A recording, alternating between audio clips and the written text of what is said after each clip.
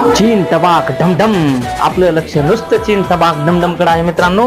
आणि या ठिकाणी बघा चायनानं जवळपास 40 गोल्ड मेडल, 27 सिल्वर आणि 24 कांस्य पदक, गोल्ड, सिल्वर आणि ब्रॉन्झ असे 91 पदक मिळालेत. आणि आपण सगळे एकच, हम सबका मकसद एक है, चीन तबाक डमडम.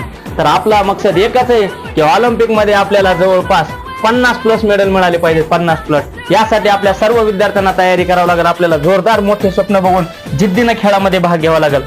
तर आजचा महत्वाचा टॉपिक आपल्या लक्षात आलाच असेल की पॅरिस ऑलिम्पिक 2024.